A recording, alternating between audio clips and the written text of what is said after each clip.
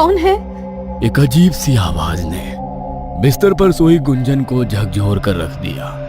गुंजन हिम्मत बटोर कर खिड़की के पास गई। उसने धीरे से खिड़की खोलकर देखा, पर बाहर कोई नहीं था।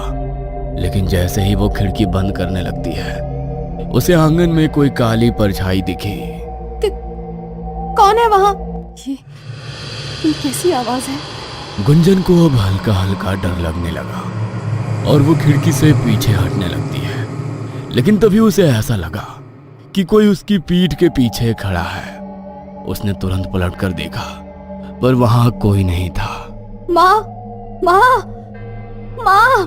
गुंजन की चीखें सुनकर सारे घर वाले जाग गए और सब गुंजन के कमरे की तरफ भागे। क्या हुआ गुंजन? तू ऐसे क्यों चीख रही है? सब ठीक तो है ना?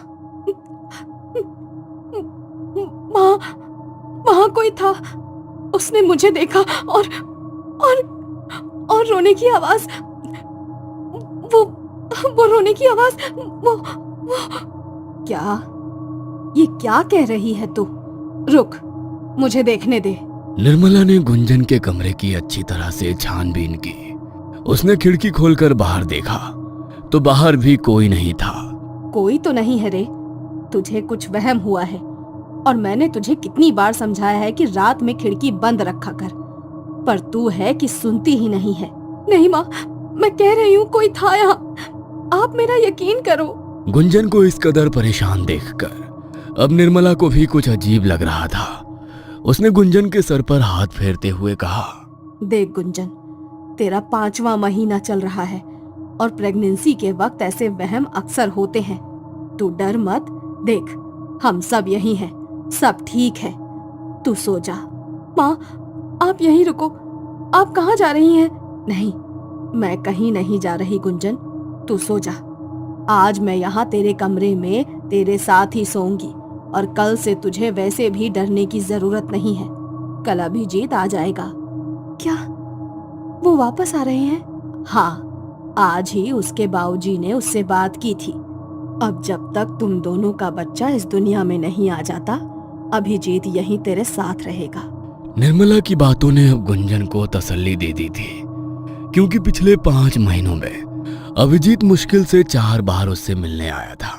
और अब जैसे जैसे वक्त गुजर रहा था, गुंजन को अभिजीत की सबसे ज्यादा जरूरत थी। पर काम के चलते अभिजीत को वक्त ही इतना नहीं मिलता कि वो घर आ सके। पर अब गुंजन ने सुना कि अभिजीत घर आ रहा है, तब उसकी जान में जान आई। अगले दिन सुबह से ही गुंजन दरवाजे पर टकटकी लगाए अभिजीत की राह देख रही थी। गुंजन, अंदर आ जा, बाहर बहुत ठंड है। अभिजीत को आने में वक्त है अभी। नहीं माँ, मैं यहीं रहकर उनका इंतजार करूंगी। निर्मला ने मुस्कुराते हुए अपने पति की तरफ देखकर कहा, आप ही कुछ कहिए इसे, मेरी तो सुनती ही नहीं है। पागलों की तरह दरवाजे के पास बैठकर उसका इंतजार कर रही है। सब आपस में बातें कर ही रहे थे कि तभी किसी ने दरवाजा खटखटाया। अरे देखो कौन है, लगता है अभिजीत आया है। गुंजन ने जैसे ही अभिजीत को देखा, वो भागकर उसके पास गई और उसके गले लगकर रोने लगी। अरे पगली, अब तो रो क्यों रही है? अब तो मैं आ गया हूं ना, देख। अरे लल्ला, सुबह से तेरी राह देख रही है, ना कुछ खाया है ना पिया है। अब तू ही समझा इसे। ठीक है माँ, अब मैं आ गया हूं ना, अब सब संभाल लूंगा। अभिजीत के आने के बाद से ही गुंजन के चेहरे पर मुस्कुराहट आ गई थी। अब उसे बीती रात के बारे में कुछ भी याद नहीं था। और अब सारा दिन अच्छे से बिताने के बाद फिर रात हो गई। अभिजीत और गुंजन सोने चले गए थे और रात का वही कुछ 12 बज रहा था। तभी एक आवाज से गुंजन की नींद टूट गई। कौन है? कौन है? माँ, माँ आओ ना मेरे पास। माँ। गुंजन के कानों में बार बार एक बच्चे की आवाज गूंज रही थी, जैसे वो उसे अपनी तरफ बुला रहा हो। थोड़ी देर बाद ही गुंजन को एक परछाई दिखी और वो उसके पीछे पीछे चल दी। उस वक्त गुंजन अपने होश में नहीं थी। वो पागलों की तरह उस परछाई के पीछे चल रही थी और चलते चलते वह घर के आंगन में पहुंच गई। तभी उसका भ्रम टूटा और उसकी आंखों के सामने जो था उसे देखकर उसकी चीख निकल गई। बचाओ, बचाओ, ये लाल कदमों के निशान, ये खून। चीखते चीखते गुंजन वहीं आंगन में बेहोश होकर गिर गई। जब सारे घर वाले बाहर आए और उन्होंने इस तरह गुंजन को बेहोश पड़े देखा तो सब हैरान रह गए। गुंजन, उठो, क्या हुआ तुम्हें? उठो गुंजन। लल्ला, तू तो उसके साथ ही सोया था ना, फिर ये यहाँ कैसे? मुझे नहीं मालूम माँ, गुंजन बाहर कब आई? मैं तो सोया हुआ था। अब छोड़िए ये सब, पहले इसको अंदर ले चलते हैं। सब गुंजन को कमरे में लाकर उसे होश में लाने की कोशिश करने लगे। थोड़ी देर बाद जब गुंजन को होश आया तो फिर वो उन्हीं लाल कदमों के निशान के बारे में बात कर रही थी। वो लाल निशान, वो खून, वो बच्चा। क्या कह रही हो गुंजन? कौन सा बच्चा, कौन से कदमों के निशान? कुछ नहीं है यहाँ। और तुम इतनी रात गए आंगन में क्या करने गई थी? मैं वो बच्चा। कौन सा बच्चा गुंजन? अपने घर में कोई बच्चा नहीं है। मैं आप लोगों से कह रही हूँ ना, यहाँ एक बच्चा था और वो लाल कदमों के निशान, वो खून। रुकिए, आप सबको मुझ पर यकीन नहीं है ना? मैं अभी दिखाती हूँ। गुंजन भागी भागी आंगन की तरफ गई और जमीन की ओर इशारा करने लगी। ये देखो, यही थे वो निशान। गुंजन, कौन से निशान? यहाँ कोई निशान नहीं है। तुम्हें क्या हो गया है? क्यों ऐसी बहकी बहकी बातें कर रही हो? गुंजन ने देखा कि कोई उसकी बातों पर यकीन नहीं कर रहा है। वो चीख चीख के रोने लगी। आप सबको लग रहा है कि मैं झूठ बोल रही हूँ। माँ, आप तो मेरा यकीन करो, वो बच्चा यही था और वो निशान भी। बेटा, ऐसा नहीं है कि हम तुझ पर यकीन नहीं कर रहे, पर बेटा यकीन करने के लिए कुछ होना तो चाहिए। तो खुद देख, यहाँ कोई निशान नहीं है, कोई बच्चा नहीं है। मेरी बात मान, तुझे आराम की जरूरत है। आजा, सो जा चलकर। नहीं, मुझे कहीं नहीं जाना। जब तक आप लोग मेरी बात नहीं मान लेते, मुझे कहीं नहीं जाना। ये क्या पागलपन है गुंजन? बच्चों जैसी जिद मत करो और चलो यहाँ से। सब गुंजन को अंदर ले जाने की कोशिश कर ही रहे थे, तभी अचानक उसके पेट में तेज दर्द होने लगा। 5 महीने की प्रेग्नेंट गुंजन का पेट अब अच्छा खासा फूल गया था और समझ में भी आने लगा था। अचानक गुंजन को महसूस होने लगा जैसे उसके पेट में कोई हलचल हो रही हो।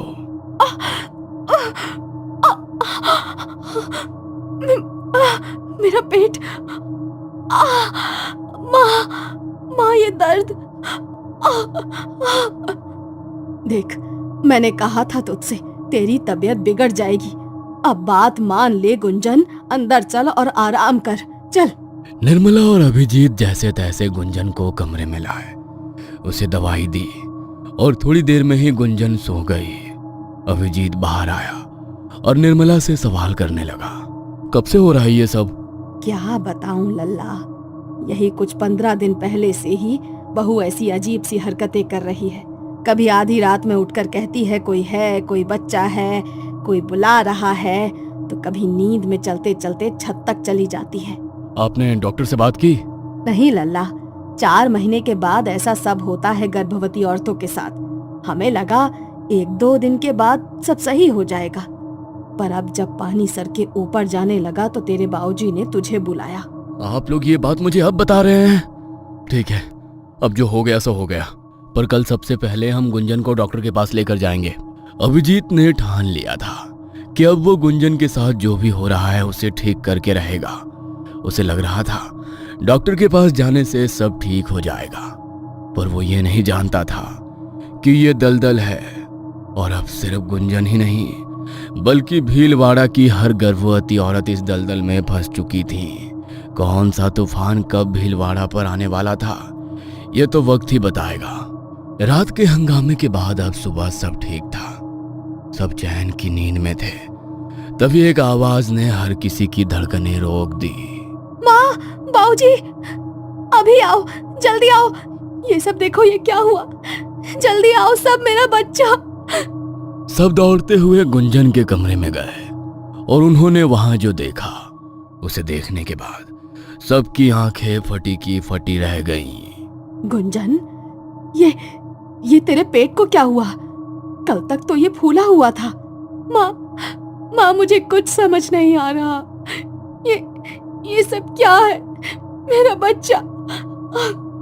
माँ मैंने कहा था आप लोगों से कुछ तो ठीक नहीं हो रहा है, पर आपने मेरी बात नहीं मानी। अब देखिए ये सब क्या हो गया। गुंजन, तुम घबराओ मत, हम अभी डॉक्टर के पास जाएंगे। तुम देखना सब ठीक होगा, हमारे बच्चे को कुछ नहीं होगा। तुम आओ, चलो मेरे साथ। निर्मला गुंजन की हालत देखकर अपना सर पकड़कर जमीन पर बैठ गई, क्योंकि जो कुछ भी हो रहा था वो कोई साधारण बात नहीं थी, या यूं कहें कि नामुमकिन है। कल तक जो गुंजन 5 महीने की प्रेग्नेंट थी, उसके पेट में उसका बच्चा था, उसका पेट फूला हुआ था। आज अचानक उसका पेट बिल्कुल नॉर्मल हो गया। भला रातों रात ऐसा कैसे हो सकता है? देखिए, आप अपनी बेबी से कहिए कि ये रोना बंद करके मुझे बताएं कि आखिर हुआ क्या है। गुंजन, शांत हो जाओ। देखो, अब हम डॉक्टर के पास आ गए हैं, सब ठीक हो जाएगा। डॉक्टर, क्या बताऊं अब? कल तक मेरे पेट में एक बच्चा था, मैं माँ बनने वाली थी, और आज देखिए मेरा पेट ये बिल्कुल नॉर्मल हो गया है। मुझे ऐसा लग रहा है जैसे अब मेरे अंदर कुछ नहीं है। आपका दिमाग खराब हो गया है क्या? कैसी पागलों जैसी बातें कर रही हैं आप? और आप इनके पति हैं ना? आप तो पढ़े लिखे हैं, आप कैसे इनकी ऐसी बातों में इनका सपोर्ट कर सकते हैं? ये हॉस्पिटल है, गांव की दाई खाना का घर नहीं, जहां ऐसी बकवास बातें हो। डॉक्टर, मेरा हाल भी कुछ ऐसा ही होता अगर मैंने सब अपनी आंखों से ना देखा होता तो।